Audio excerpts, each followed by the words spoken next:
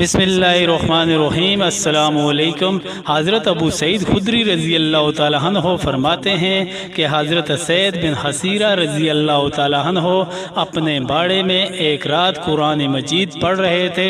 اچانک ان کی گھوڑی اچھلنے لگی۔ انہوں نے اور پڑھا، وہ گھوڑی اور اچھلنے لگی۔ وہ پڑھتے رہے، گھوڑی اور بد کی۔ حضرت سعید رضی اللہ تعالیٰ عنہ فرماتے ہیں مجھے خطرہ ہوا کہ گھوڑی کہیں میرے بچے یحییٰ کو جو وہیں قریب تھا کچل نہ ڈالے، اس لیے میں گھوڑی کے قریب جا کر کھڑا ہو گیا تو کیا دیکھتا ہوں کہ میرے سر کے اوپر بادل کی طرح کی کوئی چیز ہے جس میں چراغوں کی طرح کچھ چیزیں روشن ہیں۔ پھر وہ بادل کی طرح کی چیز فضا میں اٹھتی چلی گئی یہاں تک کہ میری نظروں سے اوجھل ہو گئی۔ میں صبح رسول اللہ صلی اللہ علیہ وسلم کی خدمت میں حاضر ہوا اور عرض کیا، اللہ کے رسول صلی اللہ علیہ وآلہ وسلم، میں گزشتہ رات اپنے باڑے میں قرآن پڑھ رہا تھا کہ اچانک میری گھوڑی بدکنے لگی۔ رسول اللہ صلی اللہ علیہ وآلہ وسلم نے ارشاد فرمایا، ابن حسیر پڑھتے رہتے۔ انہوں نے عرض کیا، میں پڑھتا رہا، وہ گھوڑی پھر بدکی۔ رسول اللہ صلی اللہ علیہ وسلم نے ارشاد فرمایا، ابن حسیر پڑھتے رہتے۔ انہوں نے عرض کیا، میں پڑھتا رہا، پھر بھی وہ بدکتی رہی۔ آپ صلی اللہ علیہ وآلہ وسلم نے ارشاد فرمایا، ابن حسیر پڑھتے رہتے۔ انہوں نے عرض کیا، پھر میں اٹھ کر چل دیا کیونکہ میرا لڑکا یحییٰ گھوڑی کے قریب ہی تھا۔ مجھے یہ خطرہ ہوا کہ گھوڑی کہیں یحییٰ کو کچل نہ ڈالے، تو کیا دیکھتا ہوں کہ بادل کی طرح کوئی چیز ہے جس میں چراغوں کی طرح کچھ چیزیں روشن ہیں۔ پھر وہ چیز فضا میں اٹھتی گئی یہاں تک کہ میری نظروں سے اوجھل ہو گئی۔ رسول اللہ صلی اللہ علیہ وآلہ وسلم نے ارشاد فرمایا، وہ فرشتے تھے جو تمہارا قرآن سننے آئے تھے۔ اگر تم صبح تک پڑھتے رہتے تو اور لوگ بھی ان کو دیکھ لیتے، وہ فرشتے ان سے چھپے نہ رہتے۔ حضرت ابو سعید خدری رضی اللہ تعالیٰ عنہ فرماتے ہیں کہ میں فقراء و مہاجرین کی ایک جماعت میں بیٹھا ہوا تھا۔ ان لوگوں کے پاس اتنا کپڑا بھی نہ تھا کہ جس سے پورا بدن ڈھانپ لیں۔ بعض نے بعض کی آڑ لی ہوئی تھی اور ایک صحابی رضی اللہ تعالیٰ عنہ قرآن شریف پڑھ رہے تھے کہ اس دوران رسول اللہ صلی اللہ علیہ وآلہ وسلم تشریف لے آئے اور بالکل ہمارے قریب کھڑے ہو گئے۔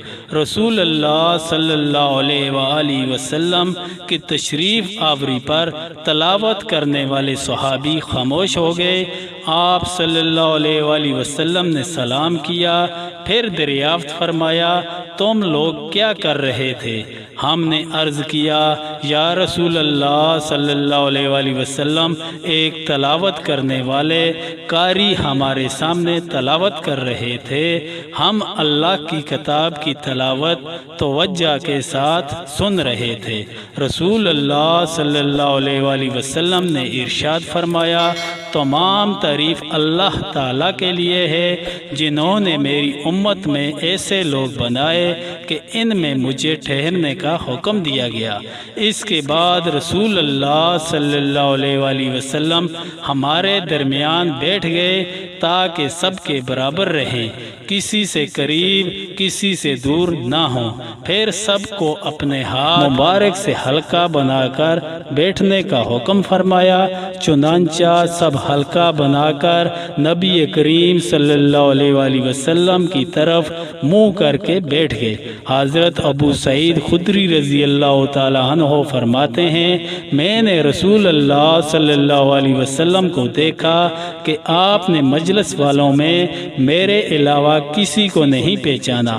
آپ صلی اللہ علیہ وسلم نے ارشاد فرمایا، اے فقراء مہاجرین کی جماعت، تمہیں قیامت کے دن کامل نور کی خوشخبری ہو اور اس بات کی بھی کہ تم مالداروں سے آدھا دن پہلے جنت میں داخل ہوگے۔ یہ آدھا دن 500 سال کا ہوگا۔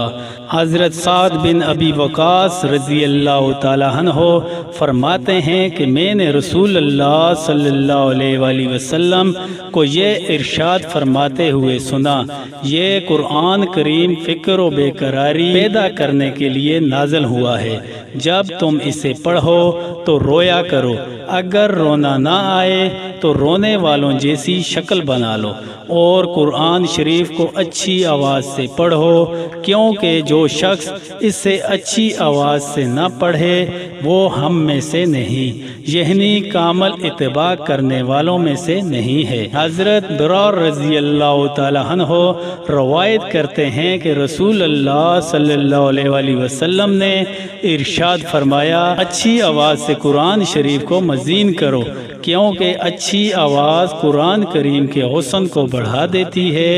حضرت عقبہ بن عامر رضی اللہ تعالیٰ عنہ فرماتے ہیں کہ میں نے رسول اللہ صلی اللہ علیہ وآلہ وسلم کو یہ ارشاد فرماتے ہوئے سنا، قرآن کریم آواز سے پڑھنے والے کا ثواب اعلانیہ صدقہ کرنے والے کی طرح ہے، اور آہستہ پڑھنے والے کا ثواب چپ کر صدقہ کرنے والے کی طرح ہے۔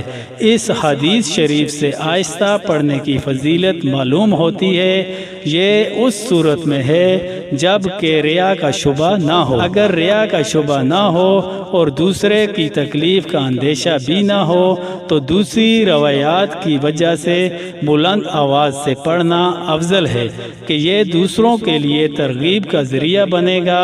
حضرت ابو موسیٰ رضی اللہ تعالیٰ عنہ روایت کرتے ہیں کہ رسول اللہ صلی اللہ علیہ وآلہ وسلم نے ان سے ارشاد فرمایا، اگر تم مجھے گزشتہ رات دیکھ لیتے جب میں تمہارا قرآن توجہ سے سن رہا تھا تو یقیناً خوش ہوتے، تم کو داؤد علیہ السلام کی خوش الحانی سے حصہ ملا ہے۔ عبداللہ بن عمر رضی اللہ تعالیٰ عنہ سے روایت ہے کہ نبی کریم صلی اللہ علیہ وآلہ وسلم نے ارشاد فرمایا، قیامت کے دن صحاب قرآن سے کہا جائے گا، قرآن شریف پڑھتا جا اور جنت کے درجوں پر چڑھتا جا، اور ٹھہر ٹھہر کر پڑھ جیسا کہ تو دنیا میں ٹھہر ٹھہر کے پڑھا کرتا تھا، بس تیرا مقام وہی ہوگا جہاں تیری آخری آیت کی تلاوت ختم ہوگی۔ یاد رہے کہ صاحب قرآن سے حافظ قرآن یا کثرت سے تلاوت کرنے والا یا قرآن کریم پر تدبر کے ساتھ عمل کرنے والا مراد ہے۔ حضرت عائشہ رضی اللہ تعالی عنہا روایت کرتی ہیں کہ رسول اللہ صلی اللہ علیہ وسلم نے ارشاد فرمایا، حافظ قرآن جسے یاد بھی خوب ہو اور پڑھتا بھی اچھا ہو، اس کا حشر قیامت میں ان معزز فرما بردار فرشتوں کے ساتھ ہوگا جو قرآن شریف کو لوح محفوظ سے نقل کرنے والے ہیں، اور جو شخص قرآن شریف کو اٹک اٹک کر پڑھتا ہے اور اس میں مشقت اٹھاتا ہے، اس کے لیے دوہرا اجر ہے۔ اٹکنے والے سے مراد وہ حافظ ہے جسے قرآن شریف اچھی طرح یاد نہ ہو لیکن وہ یاد کرنے کی کوشش میں لگا رہتا ہو۔ نیز اس سے مراد وہ دیکھ کر پڑھنے والا بھی ہو سکتا ہے جو دیکھ کر پڑھنے میں بھی اٹکتا ہو لیکن ٹھیک پڑھنے کی کوشش کر رہا ہو۔ ایسے شخص کے لیے دو اجر ہیں، ایک اجر تلاوت کا ہے، دوسرا اجر بار بار اٹکنے کی وجہ سے مشقت برداشت کرنے کا ہے۔ کچھ لوگ سوال کرتے ہیں کہ ہم کوشش کے باوجود صحیح طرح قرآن کریم نہیں پڑھ سکتے، بار بار بھول جاتے ہیں یا اٹک اٹک کر پڑھتے ہیں جس سے بہت زیادہ مشقت ہوتی ہے، تو ان لوگوں کو اس حدیث پر غور کرنا چاہیے کہ ان کے لیے دوہرا اجر ہے، اس لیے کوشش جاری رکھنی چاہیے، قرآن کریم کی تلاوت کو چھوڑنا نہیں چاہیے۔ حضرت ابو ہریرہ رضی اللہ تعالی عنہ سے روایت ہے کہ نبی کریم صلی اللہ علیہ وآلہ وسلم نے ارشاد فرمایا، صاحب قرآن قیامت کے دن اللہ تعالیٰ کے دربار میں آئے گا تو قرآن شریف اللہ تعالیٰ سے عرض کرے گا، اس کو جوڑا عطا فرمائے۔ اللہ تعالیٰ کی طرف سے اس کو کرامت کا تاج پہنایا جائے گا۔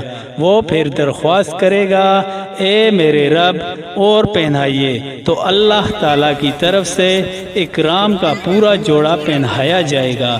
پھر وہ درخواست کرے گا اے میرے رب اس شخص سے راضی ہو جائیے، تو اللہ تعالیٰ اس سے راضی ہو جائیں گے۔ پھر اس سے کہا جائے گا قرآن شریف پڑھتا جا اور جنت کے درجوں پر چڑھتا جا، اور اس کے لیے ہر آیت کے بدلے میں ایک نیکی بڑھا دی جائے گی۔ اللہ تعالیٰ سے دعا ہے اللہ تعالیٰ ہمیں صحیح طریقے سے قرآن پڑھنے اور سمجھنے کی توفیق عطا فرمائیں۔ آمین ثم آمین۔